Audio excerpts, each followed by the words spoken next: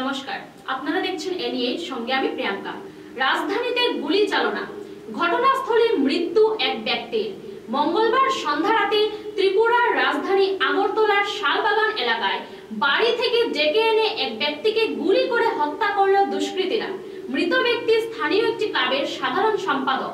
দুষ্কৃতীদের পাকড়াও করতে মাঠে রাজধানী পুলিশ। তবে রাজধানীতে এহেন গুলিকাণ্ডে আতঙ্কিত আগরতলার জনগণ।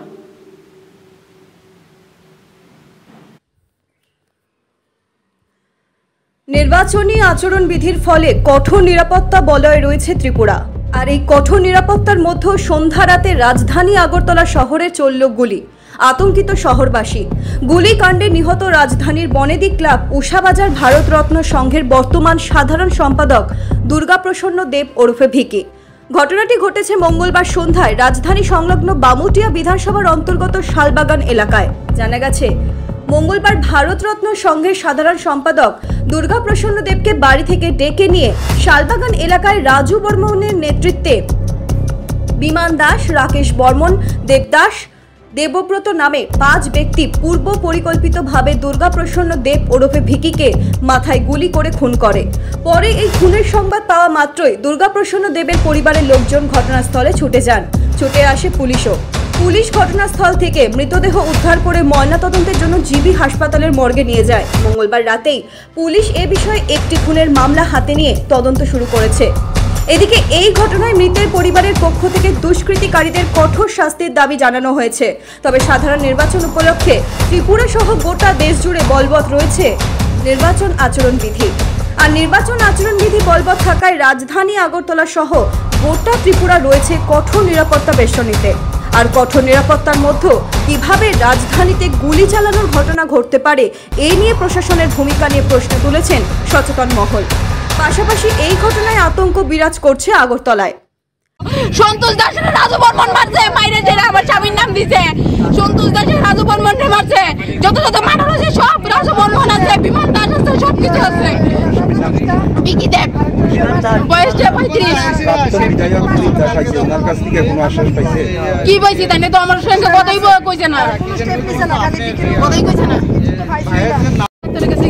আমার ফোন করছে বিমান দাসে, বলে গাড়ি ভাড়াইছে, বিমান দাসে লইয়া কোনো বলে যাইব, গাড়ি ভাড়াইছে বলে গেছে। এবার বিমান দাসে গেছে না গেছে আমি জানতাম না। বিমান দাসের নামও দেই, রাজু বর্মনের নাম দেই, দেবব্রতর নাম দেই।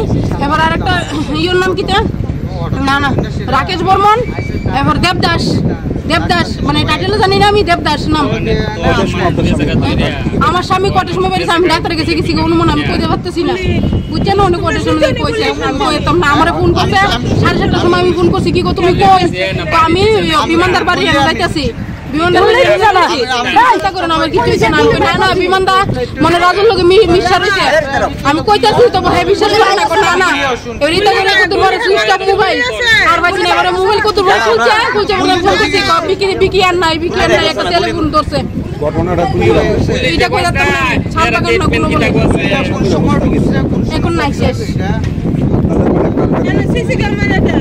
রাজু বর্মন, রাজেশ বর্মন, দেবব্রত বর্মন, এবারে সন্তোষ কিতা টাইটেল কিতা সন্তোষ, এবার বিমান দাস, 5 জন। পুলিশের বিরুদ্ধে অভিযোগ হইল পুলিশ রাজু বর্মনের সামসা, রাজু বর্মনের মোটা টেকা কিচ্ছু করতো না, ধরব হেরাই না, জাস্ট 5 মিনিট রাখবার পিছিয়ে দৌড়তে সাইডা দিব। শেষ পুলিশের দৌড়ই এত মোটা টেকা গাইতেছে, রাজু বর্মন এত মোটা টেকা দিতেছে, বুঝছেন? হ্যাঁ কিতা করে সিবিডব্লিউর ইয়ে করে, হ্যাঁ প্রভাকর ঘোষ।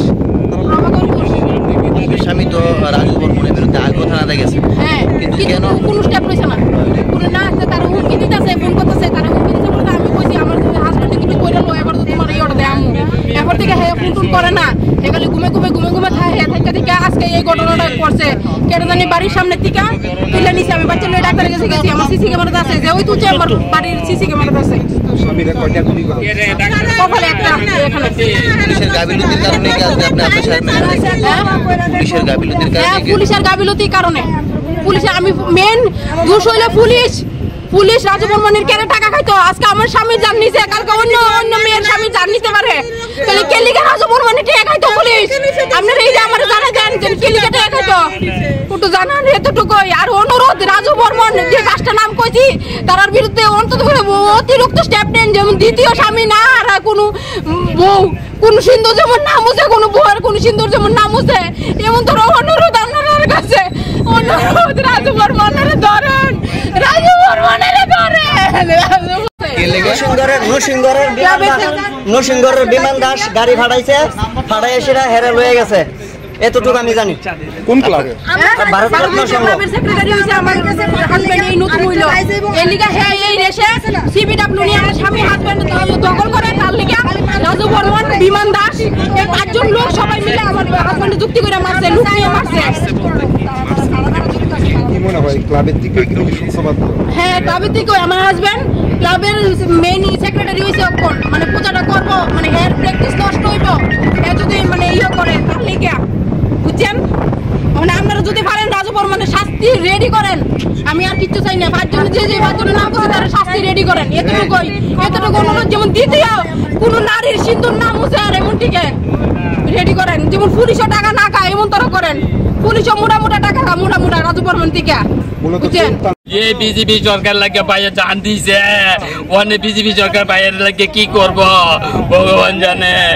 এই সরকারের লাগে বাইরে জান দিছে, তারা কাউন নাই, লোন নাই, এই পার্টির পিছে আজকে বাইরে মাইরে লাইছে গো, মাইরে লাইছে গো।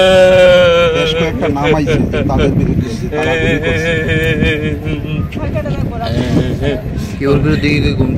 কমপ্লেন আছে গো রাজু বর্মন, আমি জানি গো, আর বাকিটা জানে গো, এর বউ জানে। কারণ হচ্ছে আমার কথা তো দূরে, আমি তো বাইরে লোক এত একটা কথা কই না, বাইরের চলা আমার চলা চলি এটা কইতাম।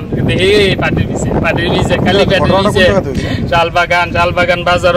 এখন তো প্রাক্তন বিধায়ক দিলীপ দাসের কাছ থেকে কি আশ্বাস পেয়েছে? স্যারের কিছু হইছে না, স্যারের যে কথা কইতাছে আমরা জানি না, এটা স্যারের লোকের আমরা কইতাই না, এটা কইতাই না। পুলিশের বিরুদ্ধে একটা অভিযোগ আপনাদের, নজিং করে তা না আগো ভাই ইত্যাদি পুলাবান দিয়ে গিয়ে নজিং করে হামলা দিছে, হেরাবো এই দিয়ে দরবার করে দূর